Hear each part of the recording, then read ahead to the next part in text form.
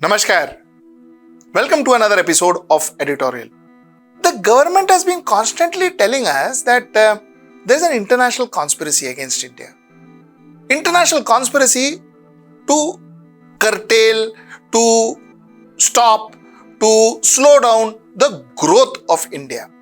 And therefore, so many people, so many media organizations are all ganging up together to pull India down. This is the government of India's version. When a lot of people say yes, that's what they are saying is true. A lot of people also say nay, nothing of that. So there is no conspiracy here. It is just that, जो दिखता है वो लोग लिखते हैं. What they see, they write. And that's how it is. And there's nothing more to that.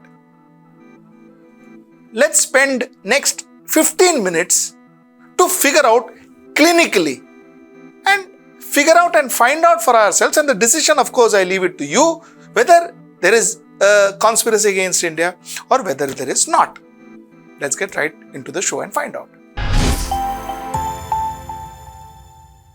Okay. So, I am going to present two theories in front of you. The first is an argument that supports the conspiracy theory. The second is the argument that says that conspiracy theory has no substance. So I'll present both in front of you. You decide, like I said before, you decide which one you think is right and which one you think is wrong.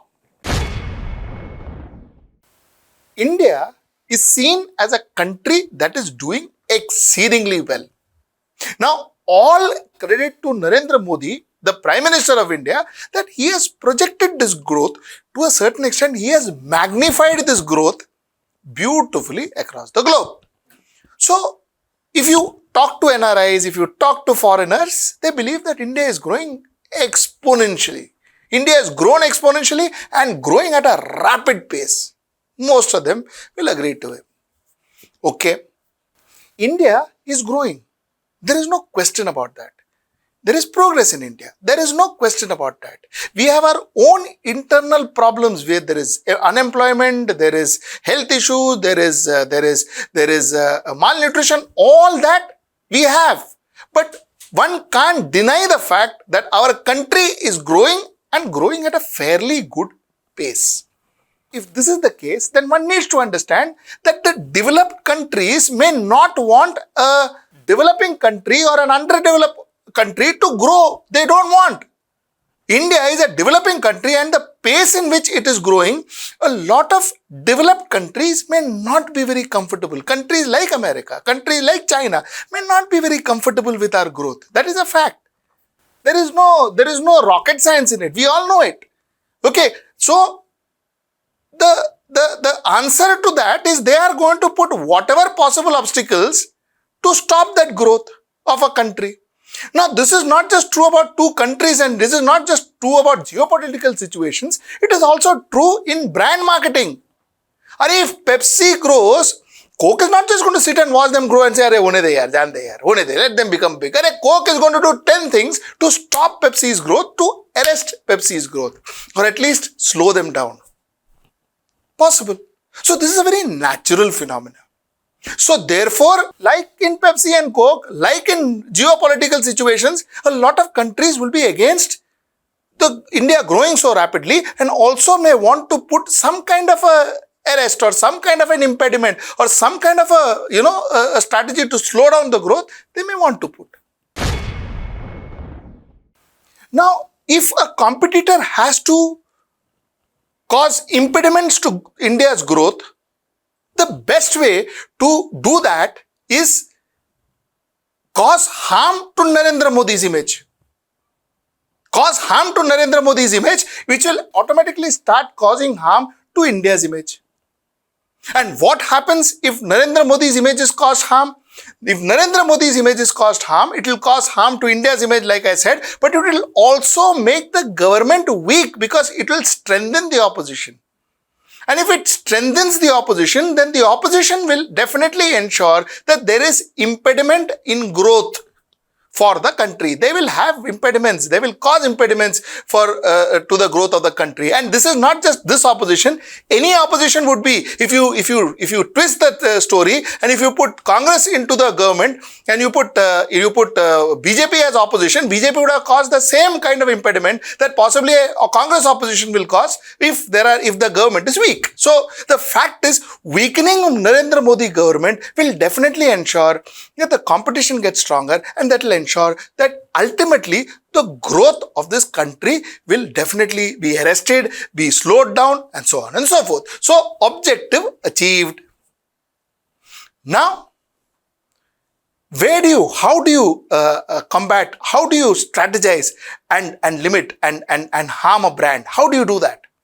You see, normally you gun after the USP of the brand.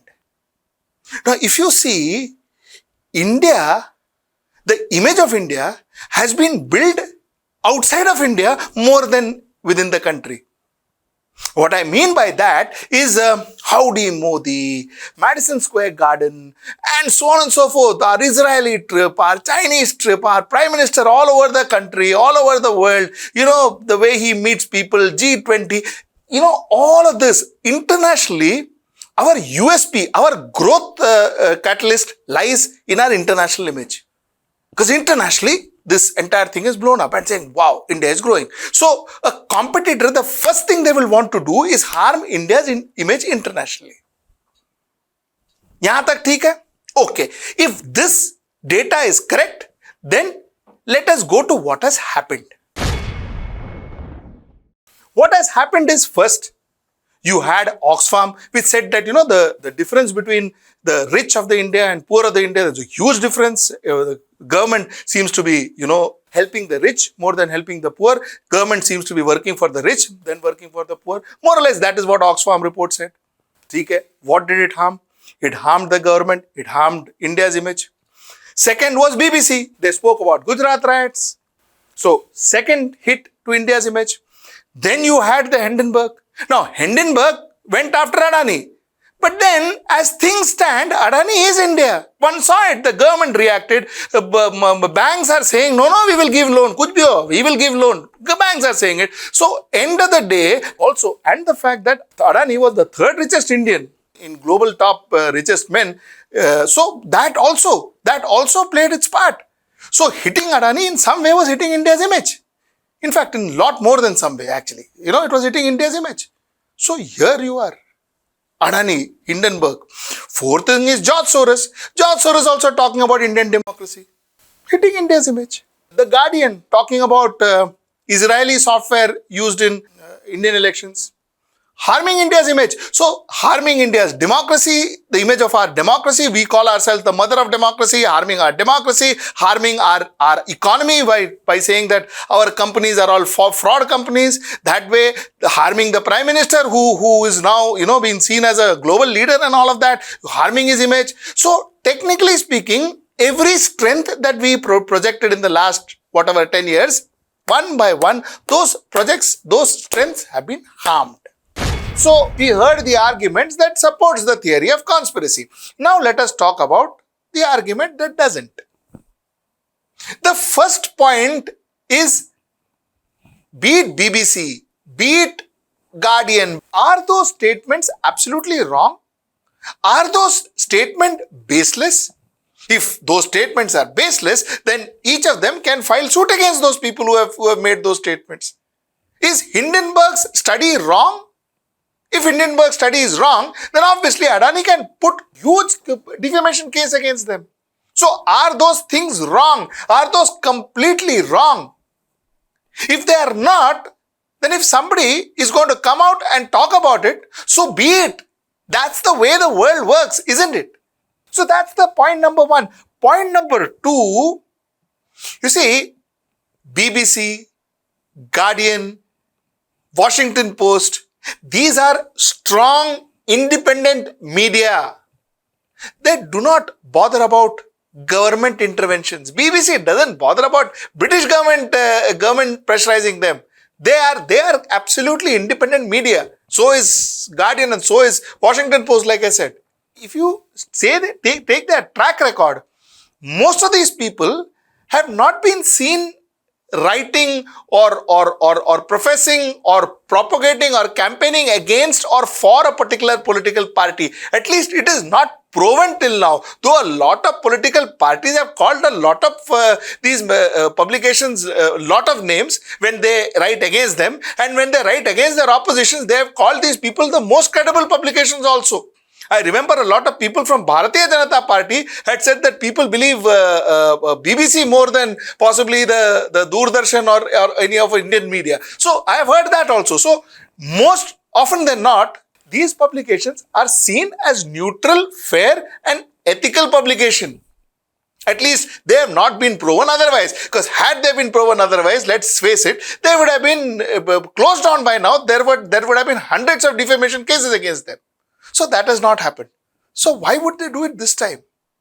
That's the argument number 2. And the last argument that supports, that says that this can't be a conspiracy theory, is that, you see, Hindenburg has not just done this to an Indian company. They've done it to a lot of companies, including Adani.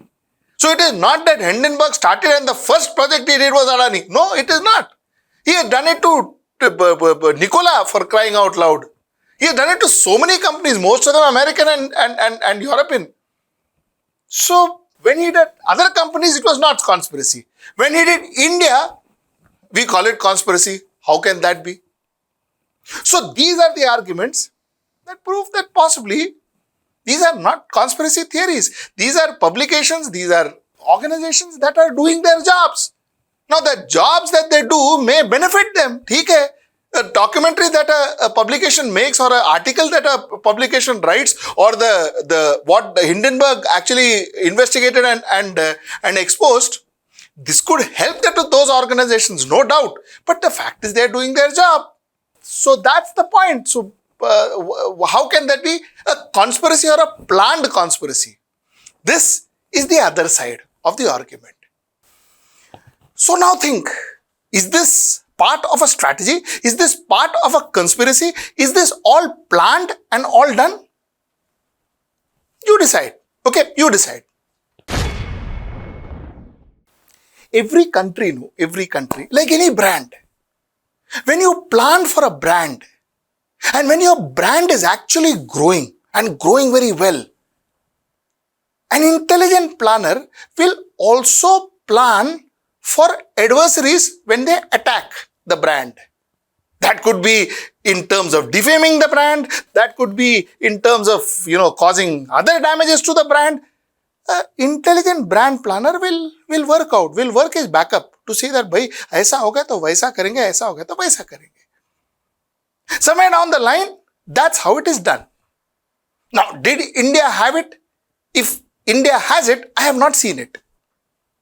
So, while I will not comment on whether it is a conspiracy or not, I leave that to you. But the fact is, if it is a conspiracy or if it is not a conspiracy, what I will say today is we didn't have a backup plan. We didn't have a combat plan. That since we are growing at this pace, if somebody is going to talk against us, if somebody is going to defame us, then what do? That plan should have been planned right when we were planning our progress.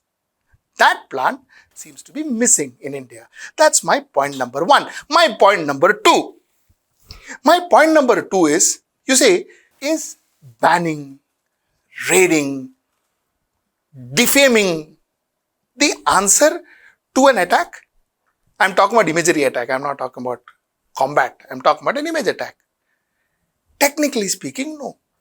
What I mean by that is, you combat the message when it comes to imagery. And this is imagery. This is a damage to the imagery. When it's an imagery combat, you normally tend to combat with the message and not the messenger. Somewhere down the line, by raiding some publications, raiding some media, you are combating or calling Soros names, or by calling media some names and calling, saying that Hindenburg is a fraud company. All this, you are combating the messenger. Let us combat the message. That's what India should be focusing on. And that's the point I want to make. And till I see you next time, that's tomorrow at 10. Namaskar.